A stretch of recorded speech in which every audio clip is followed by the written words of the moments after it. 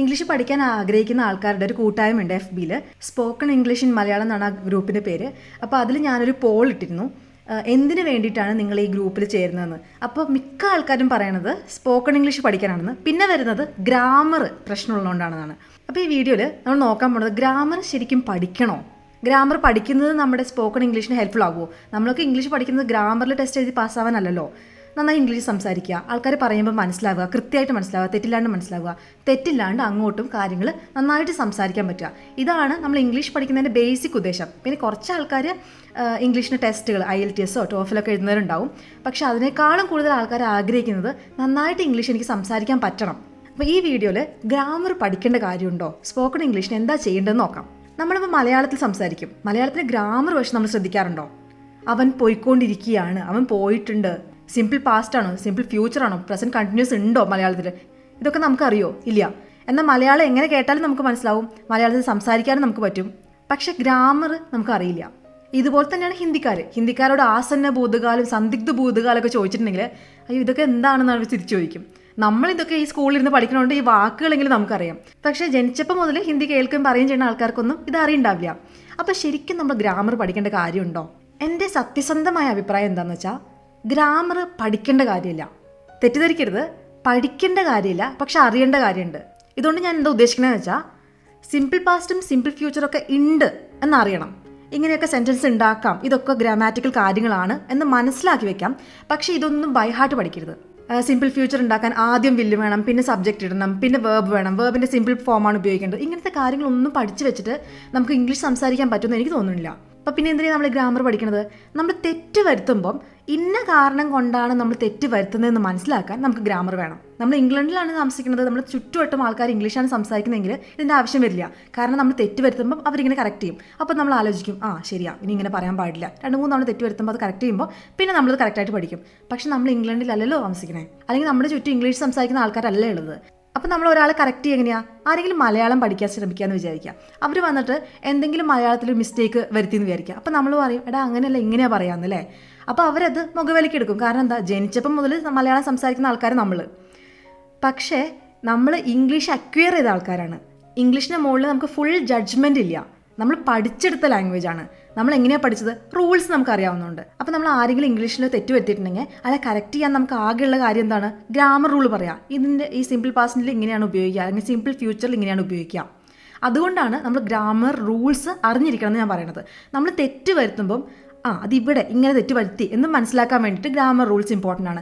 പക്ഷേ ഇങ്ങനെയാണ് പറയേണ്ടത് എന്ന് മനസ്സിലാക്കാൻ വേണ്ടിയിട്ട് നമ്മൾ ഒരിക്കലും ഗ്രാമർ യൂസ് ചെയ്യരുത്. അതുകൊണ്ട് തന്നെ ഗ്രാമർ ബൈ ഹാർട്ട് പഠിക്കരുത്. എവിടെയൊക്കെ തെറ്റ് വരുത്താൻ ചാൻസ് ഉണ്ട് എന്നത് മാത്രം ഗ്രാമർ വെച്ചിട്ട് നമ്മൾ മനസ്സിലാക്കി വെക്കുക. അപ്പോൾ ഇംഗ്ലീഷ് പഠിക്കാനുള്ള വഴി എന്താ? ഫ്രേസസ് പഠിക്കുന്നതാണ് ഇംഗ്ലീഷ് പഠിക്കാനുള്ള ഏറ്റവും എളുപ്പമുള്ള മാർഗ്ഗം. നമ്മൾ സാധാരണ കേൾക്കുന്ന കാര്യങ്ങളല്ലേ, ഐ ഹാവ് ബീൻ ദെയർ, ഞാൻ അവിടെ പോയിട്ടുണ്ട്, ഐ ഹാവ് ബീൻ ദെയർ. അപ്പോൾ ഇങ്ങനത്തെ കാര്യങ്ങളൊക്കെ നമ്മൾ കേൾക്കുമ്പം I have been there present perfect ആണ് എന്ന് വിചാരിച്ചല്ല നമ്മൾ പഠിക്കുക. അവൻ അവിടെ പോയിട്ടുണ്ട് എന്ന് പറയാൻ വേണ്ടി ഐ ഹാവ് ബീൻ ദെയർ.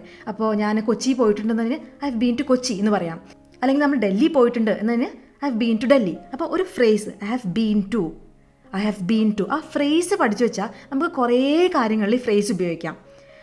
ഇങ്ങനെയാണ് നമ്മൾ ലാംഗ്വേജ് പഠിക്കേണ്ടത്. അതുകൊണ്ട് തന്നെയാണ് ഇംഗ്ലീഷ് കേട്ട് പഠിക്കണം എന്ന് പറയുന്നത്. കുറേ കേൾക്കുമ്പോൾ ഈ ഫ്രേസസ് നമുക്ക് ബൈ ഹാർട്ട് ആവും. ഒരു ഇത്തിരി ഫ്രേസസേ ഉള്ളൂ ഇംഗ്ലീഷ് പഠിക്കാൻ വേണ്ടത്. പിന്നെ ബാക്കിയൊക്കെ നമ്മൾ റിപ്പീറ്റഡ് ആയിട്ട് ഇതേ ഫ്രേസസ് അവിടെ ഇവിടെയും കുറച്ച് എൻഡിൽ കൊച്ചി മാറി ഡൽഹി ആവും, ഡൽഹി മാറി യൂറോപ്പ് ആവും, അങ്ങനെ ഉപയോഗിക്കുന്നേ ഉള്ളൂ. അപ്പോൾ ഈ ഫ്രേസസ് നമ്മൾ പഠിച്ചു വെച്ചാൽ നമുക്ക് ഇംഗ്ലീഷ് പഠിക്കുന്നത് ഭയങ്കര എളുപ്പമാവും. അപ്പോൾ അതിൻ്റെ അർത്ഥം നമ്മൾ ഗ്രാമർ പഠിക്കേണ്ട എന്നല്ല, ഗ്രാമർ നമ്മൾ മനസ്സിലാക്കണം. പഠിക്കുകയും മനസ്സിലാക്കുകയും വേറെ വേറെ കാര്യങ്ങളില്ലേ. നമ്മൾ ഇരുന്ന് ഓരോ റൂളും ഇങ്ങനെ എഴുതി വെച്ച് പഠിക്കേണ്ട കാര്യമില്ല. നമ്മൾ എന്തെങ്കിലും തെറ്റ് വരുത്തുന്നുണ്ടെങ്കിൽ അത് മനസ്സിലാക്കാൻ വേണ്ടി നമ്മൾ ഗ്രാമർ യൂസ് ചെയ്യാം. അതുപോലെ നമ്മൾ ഇംഗ്ലീഷ് പഠിക്കണമെങ്കിൽ ഒരു ബേസിക് ഗ്രാമർ പക്ഷെ നമുക്ക് അറിയണം. ഒരു സിമ്പിൾ പ്രസൻറ്റിൽ സെൻറ്റൻസ് ഉണ്ടാക്കുക, സിമ്പിൾ പാസ്റ്റിൽ പോയി വന്നു, അതുമാതിരിയുള്ള കുറച്ച് കാര്യങ്ങൾ നമുക്ക് ബേസിക് ആയിട്ടുള്ള കാര്യങ്ങൾ മനസ്സിലാക്കുക.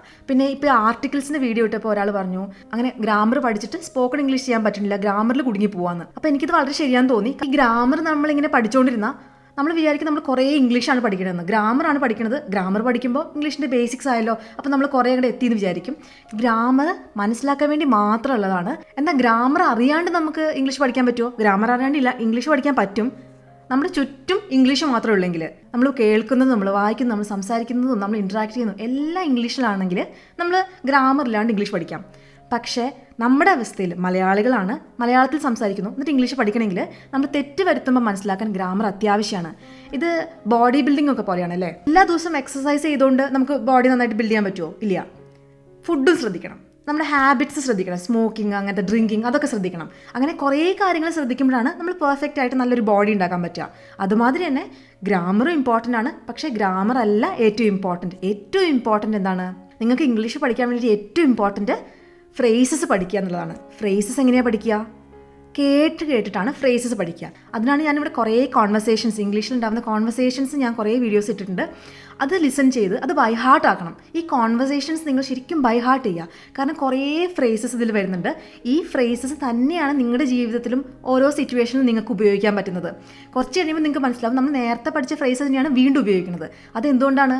കുറച്ച് ഫ്രേസസേ ഉള്ളൂ. ആ ഫ്രേസസ് ഒന്ന് പഠിച്ചു കഴിഞ്ഞാൽ നിങ്ങൾക്ക് സുഖമായിട്ട് ഇംഗ്ലീഷിൽ സംസാരിക്കാം. അപ്പോൾ ഈ വീഡിയോ അവസാനം വരെ കണ്ടതിന് ഭയങ്കര സന്തോഷം. നിങ്ങൾ സബ്സ്ക്രൈബ് ചെയ്തില്ലെങ്കിൽ സബ്സ്ക്രൈബ് ചെയ്യാൻ മറക്കരുത്. ഇനിയും കൂടുതൽ വീഡിയോസായിട്ട് നമുക്ക് വീണ്ടും കാണാം. അതുവരേക്കും ബൈ.